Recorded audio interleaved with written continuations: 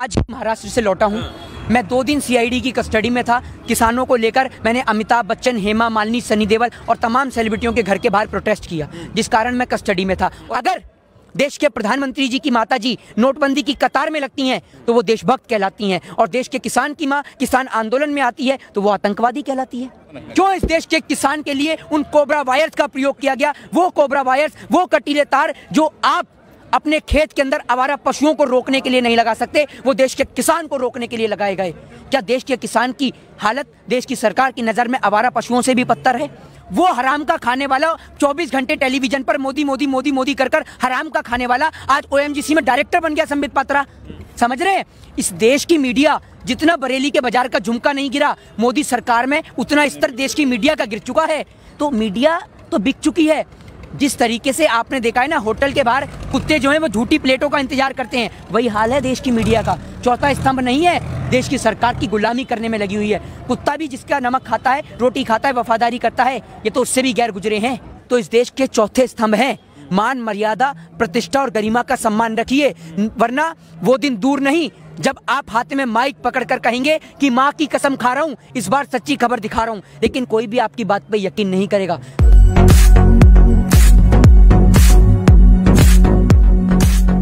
नमस्कार, आपके साथ मैं हूं आकिल रजा। गाजीपुर बॉर्डर पर इस वक्त मैं मौजूद हूं। किसानों का आंदोलन लगातार जारी है। मेरे साथ मोहित शर्मा हैं। मोहित, अब जो है सुप्रीम कोर्ट ने भी इसमें दखल दी है, कानूनों पर रोक लगा दी है, समिति भी गठित की है।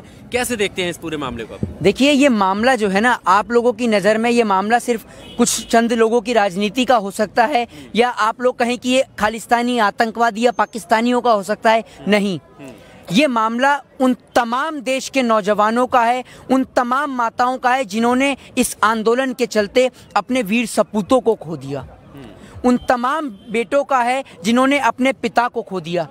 एक बार अपने दिल पे हाथ रख के सोचिए कि ये आंदोलन की समाप्ति के बाद जिन माओं ने अपने बच्चों को खो दिया, या जिन पिता ने अपने बेटों को खो दिया, उनका घर और परिवार कैसे चलेगा? देश के प्रधानमंत्री जी जब विदेश के अंदर एक हवाई दुर्घटना होती है, वहाँ के लोग मरते हैं तो उन्हें संवेदना पहुँचा देते हैं, लेकिन जब हमारे देश के 60 से ज़्यादा किसान शहीद हो जाते हैं, उनको लेकर देश के प्रधानमंत्री जी चुप और मौन रहते हैं। क्यों नहीं बोलते आप देश के प्रधानमंत्री जी देश के किसान के लिए?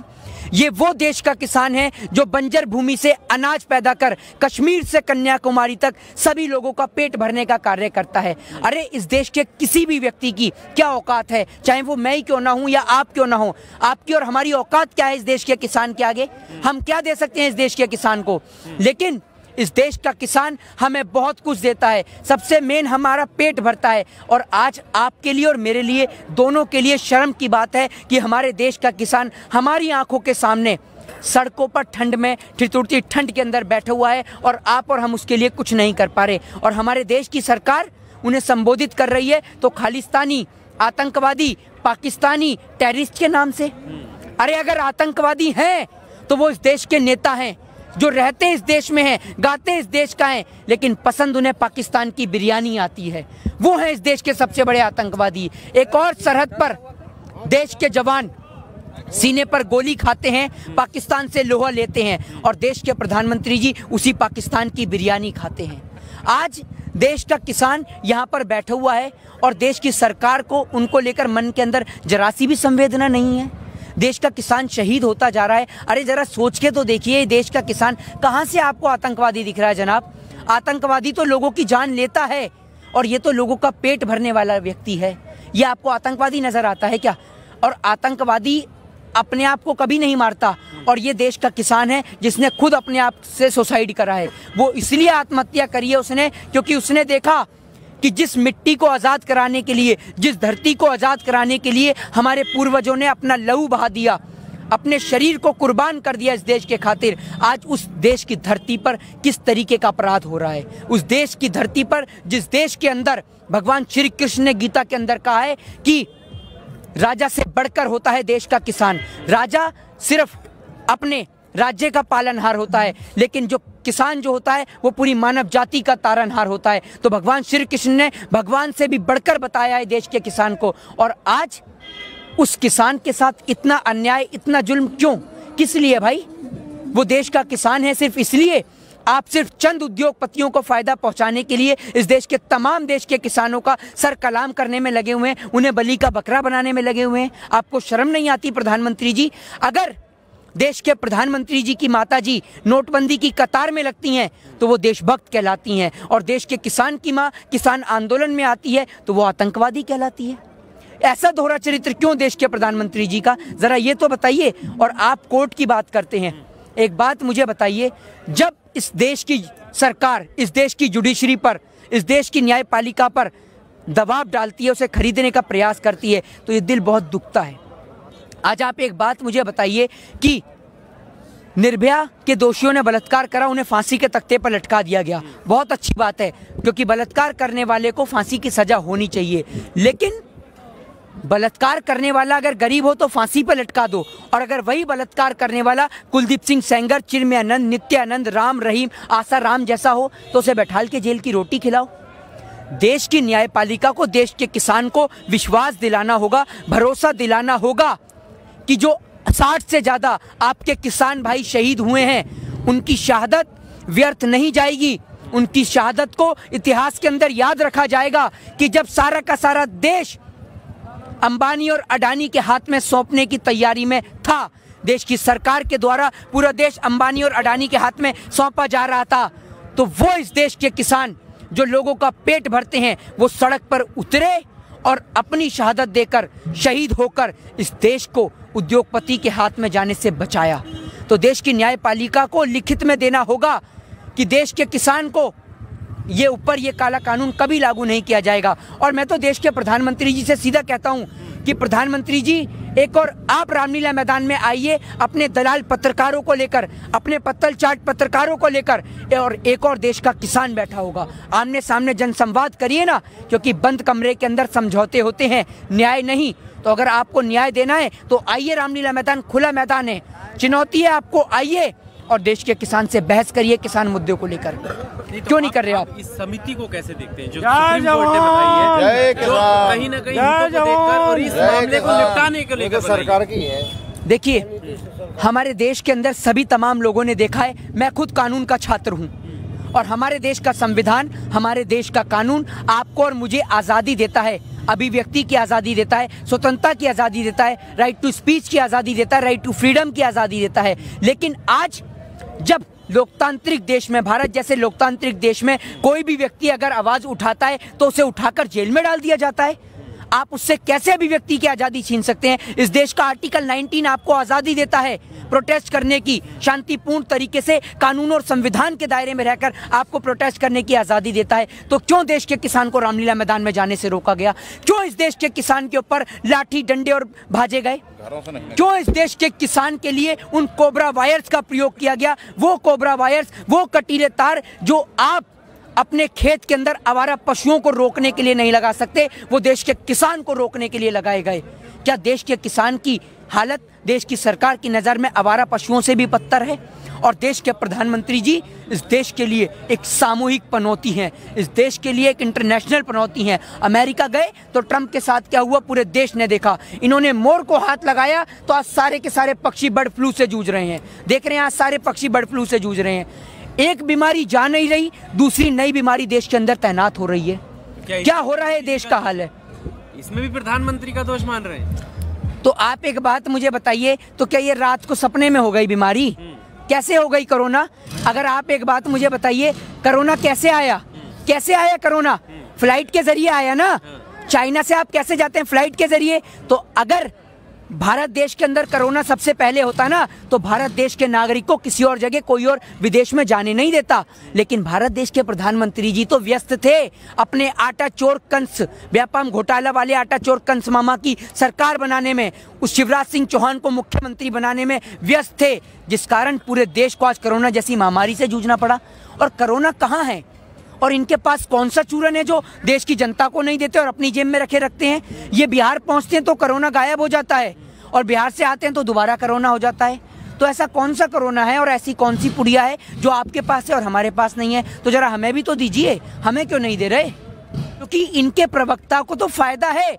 वो हराम का खाने वाला 24 घंटे टेलीविजन पर मोदी मोदी मोदी मोदी कर हराम का खाने वाला आज OMGC में डायरेक्टर बन गया संबित पात्रा।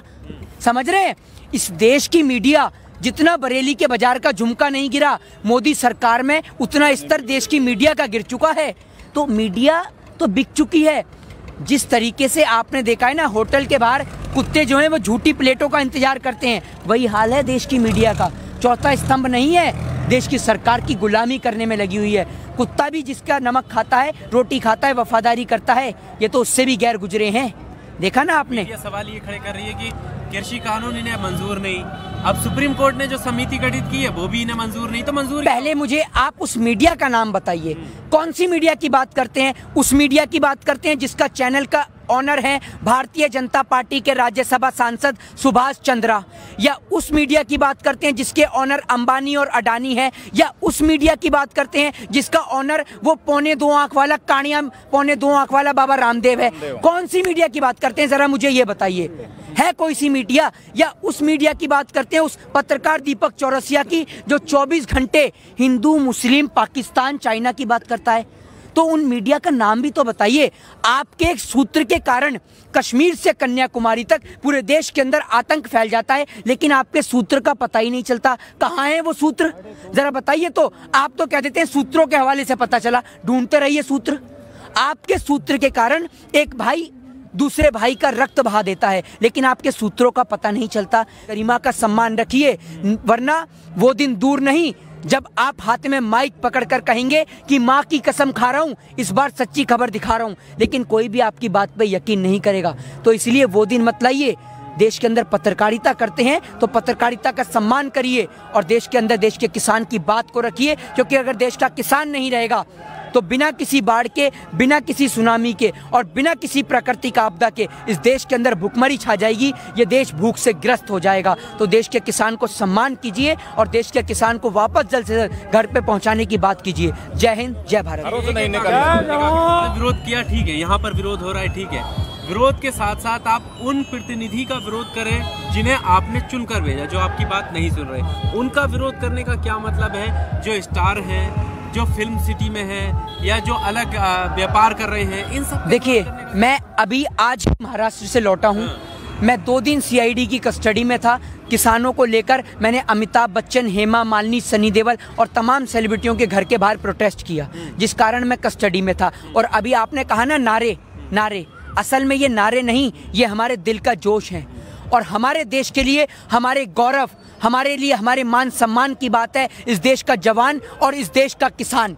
और ये हमारे लिए सिर्फ एक नारा नहीं, हमारे लिए गौरव, हमारी मान मर्यादा, हमारी प्रतिष्ठा और हमारा अभिमान है इस देश का जवान और इस देश का किसान।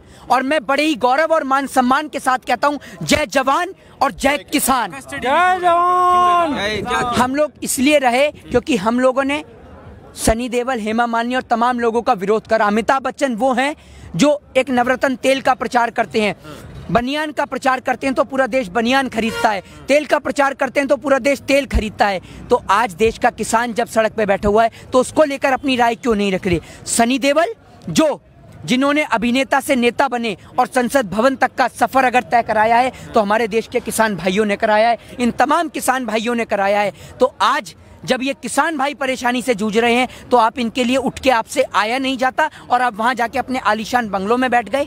तो आप लोगों को जागना होगा, क्योंकि अगर इस देश का लोकतंत्र आप जैसे लोगों को नेता और सांसद बनाना जानता है तो वापस आपको आपकी औकात में लाना भी जानता है। अभी एक स्टेटमेंट आया है हेमा मालिनी का, बीजेपी की सांसद हैं, आप उनकी फिल्म से उसकी बात कर ही रहे हैं कि ये नहीं बोले। उन्होंने बोला है कि दरअसल इन किसानों को पता ही नहीं है कि ये विरोध काय का कर रहे हैं। ये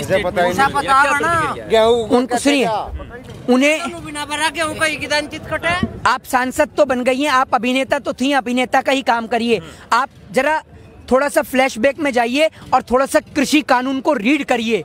1950 से 1960 ईस्वी के अंदर यही सेम कानून अमेरिका और यूरोप के कई देशों में लागू किया गया और तकरीबन 70 साल से ज्यादा हो गए हैं। वहाँ के किसान की हालत बद से बदतर है। वहाँ के किसान पूर्ण रूप से सब्सिडी पर निर्भर हैं। तो जब अमेरिका और यूरोप जैसी डेवलप कंट्रियों का ये हाल है तो सोचिए भारत देश जो अभी विकास के दायरे में है और मोदी जी के राज में तो और GDP गिर चुकी है, उसका क्या हाल होगा। बिहार के अंदर 2006 के अंदर APMC एक्ट लागू किया गया। और आज भी बिहार के किसान अपनी फसल को बेचने के लिए पंजाब और दिल्ली पर निर्भर रहते हैं। तो देश के किसान के लिए हेमा मालिनी जी, इन बिलों को आप रीड करिए। आपको नहीं पता कृषि कानून के बारे में, और आपका बस नहीं चल रहा, आप तो कहते हैं सुप्रीम कोर्ट को भी नहीं पता। तो आप सुप्रीम कोर्ट से ज़्यादा पढ़ी लिखी हैं क्या? ये आपकी कोई फिल्म की शूटिंग नहीं चल रही, ये रियलिटी है। तो रियलिटी में आइए, शूटिंग को छोड़िए और रियलिटी में आकर देश के किसान के साथ आइए। आपकी तरह नहीं कि आप लोग झूठ मूठ में गेहूं काटने के लिए पहुंच गई। ऐसे आप राजनीति नहीं होती। आप आइए, देश के किसान को समर्थन कीजिए, क्योंकि कुर्सी तो दोबारा मिल सकती है, लेकिन अगर देश के किसान ने आपको नकार दिया तो आपको दोबारा कभी मौका नहीं मिलेगा। जय हिंद, जय भारत।